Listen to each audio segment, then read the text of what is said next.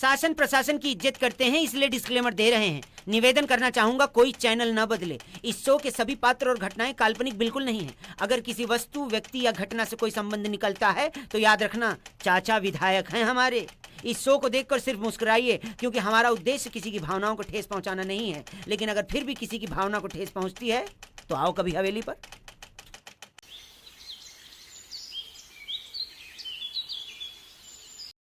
हमने देखा कि पंचायत के फैसले के अनुसार घर की सारी औरतें खंडहर में रह रही है।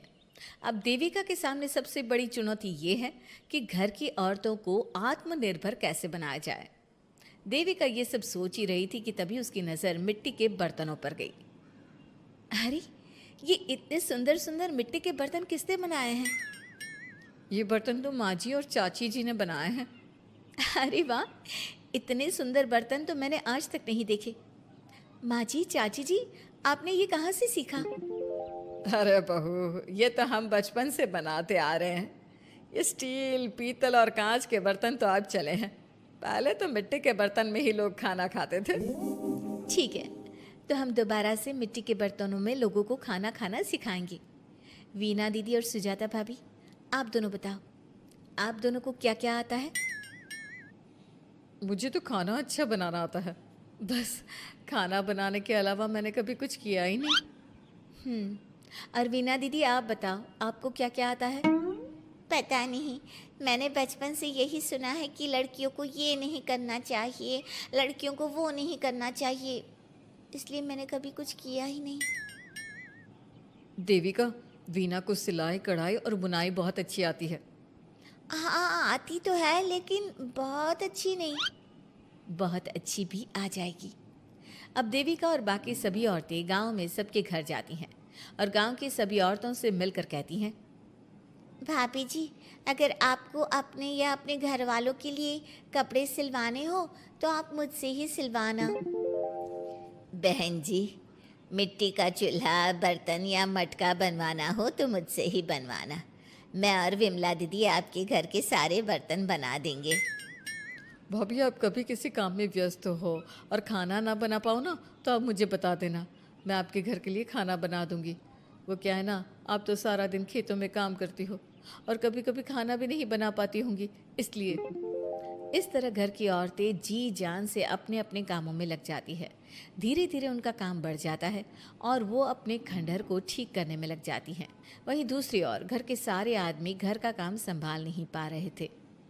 अरे भाई कल्याण, चाय तो पिला दे, जमाना हो गया अच्छी चाय पिए हुए। आप भी ना घर के दामाद से क्या क्या काम करवाते हैं? अभी लाता हूँ चाय।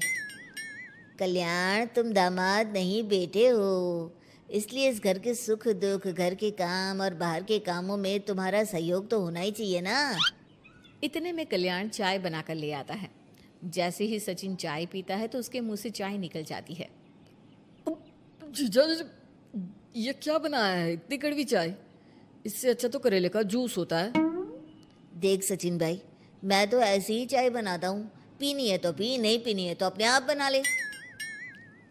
मैं खाना बनाने जा रहा हूँ और अकेला नहीं बना सकता, आप में से कोई मेरी मदद करो। सचिन मेरी चाय की बुराई कर रहे थे ना, तुम जाओ अब खाना बनाओ। सचिन और मोहन दोनों खाना बनाने में लग जाते हैं। मोहन भिंडी काटकर कढ़ाई में छोड़ देता है और उसमें पानी डाल देता है। आपने भिंडी में पानी क्यों डाला? शायद पानी नहीं डलता, पता नहीं, लेकिन माँ ने कभी भिंडी में पानी नहीं डाला था।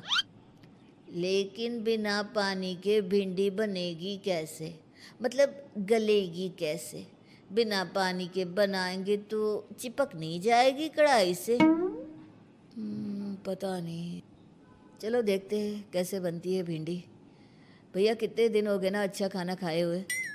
खाना तो सुजाता बनाती है, इतना मज़ेदार खाना कोई और बना ही नहीं पाता। सचिन और मोहन खाना तैयार करके ले आए। सभी आदमी खाना खाने लगे। खाना बना तो बहुत बुरा था, लेकिन किसी ने बिना कुछ कहे खाना खा लिया। तभी जोगिंदर ने कहा, घर की हालत कितनी बुरी हो रही है, जगह जगह जाले लगे हैं। 2 दिन से तो किसी ने झाड़ू भी नहीं लगाई घर की। हाँ, और घर में गंदे कपड़ों के ढेर लगे हैं। मेरे पास तो ये आखिरी कुर्ता ही बचा है पहनने के लिए। कल्याण, मोहन, तुम किसी नौकर को रख लो ना।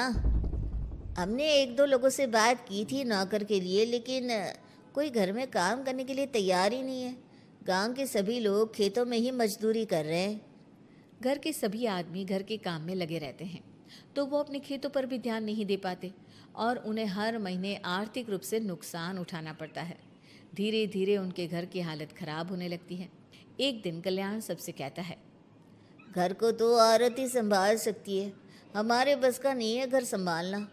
हमें किसी तरह से उस सब को वापस इस घर में लाना ही होगा।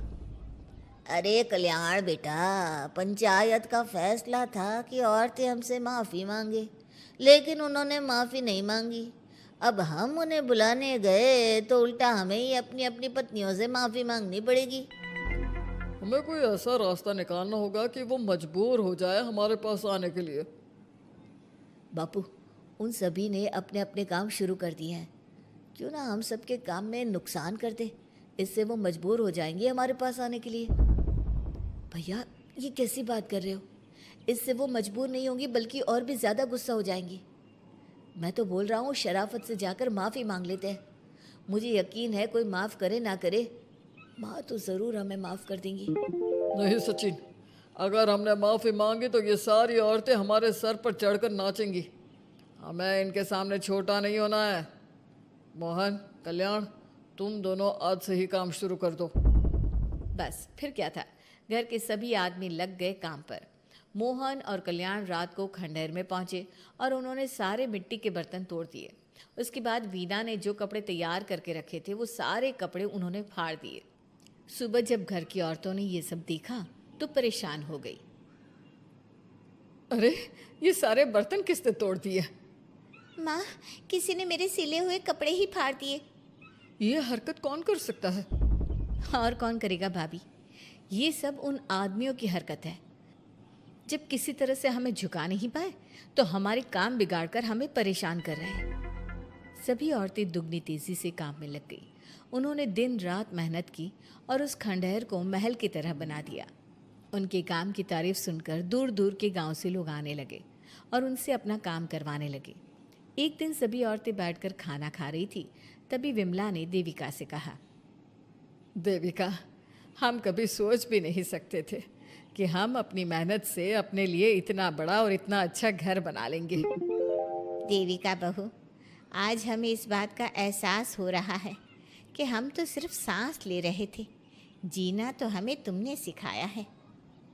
मुझे तो अब भी यकीन नहीं हो रहा कि मेरे पति की पहचान के अलावा भी मेरी कोई पहचान है। गांव के सब लोग मुझे सिर्फ मोहन की पत्नी के रूप में जानते थे, लेकिन अब सारा गांव मुझे जानता है। देविका, मैं कुछ ही दिन में इस गांव में एक अच्छा सा होटल खोलूंगी और मैं एक बुटीक खोलूंगी। मैं यहाँ गांव की लड़कियों के लिए एक स्कूल खोलना चाहती हूँ, यही मेरा सपना है। सभी औरतें खाना खाकर सो जाती है। रात बहुत ज़्यादा हो गई है, लेकिन देविका को नींद नहीं आ रही थी। तभी उसे किसी के कदमों की आवाज़ सुनाई दी। पहले तो देविका थोड़ी डर गई, लेकिन उसने हिम्मत करके उठकर देखा तो उसके सामने सचिन खड़ा था। सचिन, तुम यहाँ क्या कर रहे हो? कहीं तुम मेरा कोई नुकसान तो करने नहीं आए? मेरे पास तो किताबों के अलावा कुछ नहीं है, फाड़ना चाहो तो फाड़ सकते हो। देविका, मैं तुम्हारा कोई नुकसान करने नहीं आया हूँ, बस तुमसे माफ़ी मांगने आया हूँ। क्या?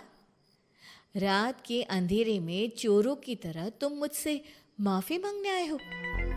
प्लीज़ देविका, माँ और चाची को समझाओ कि वो बापू और चाचा जी से माफ़ी मांग ले और तुम सबको लेकर घर आ जाए।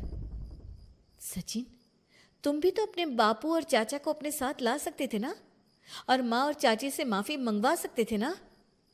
प्लीज़ देविका, मुझे माफ़ कर दो और घर चलो। कैसे माफ़ कर दूँ सचिन? तुमने मुझे मरने के लिए छोड़ दिया। अगर माँ और चाची हिम्मत करके मुझे अस्पताल ना ले जाती तो आज मैं और मेरा बच्चा जिंदा ना होते। ना तुम मुझे अस्पताल में देखने आए और ना ही अस्पताल से आने के बाद मेरा हाल चाल पूछा। मुझे तो छोड़ो, तुमने अपने बच्चे का चेहरा तक नहीं देखा और तुम मुझसे उम्मीद कर रहे हो कि मैं तुम्हें माफ़ कर दूँ? कभी नहीं सचिन। देखो देविका, हम सबको बहुत नुकसान हो रहा है। घर के काम की वजह से हम बाहर के काम पर ध्यान नहीं दे पा रहे। घर और जिंदगी दोनों अस्त व्यस्त है। वो इसलिए कि तुम सब आदमी संगठित नहीं हो, अपना दिमाग और ऊर्जा हमें परेशान करने में लगा रहे हो। और हम औरतें संगठित हैं, हम अपना दिमाग और ऊर्जा अपनी प्रगति में लगा रहे हैं। इसलिए हमने खंडहर को भी महल की तरह कर दिया और तुम्हारी हवेली खंडहर की तरह लगती है। सचिन देविका से बार बार माफ़ी मांग रहा है। क्या सचिन को अपनी गलती का सच में पछतावा है या फिर ये घर के आदमियों की कोई नई चाल है? ये जानने के लिए आपको हमारे आने वाले एपिसोड का इंतज़ार करना होगा। और हाँ, कमेंट करके हमें ये भी ज़रूर बताइए कि क्या देविका को सचिन को माफ़ कर देना चाहिए? क्या उसे सब कुछ भूल कर सचिन के साथ अपना घर बसाना चाहिए या फिर सचिन को भूल जाना चाहिए?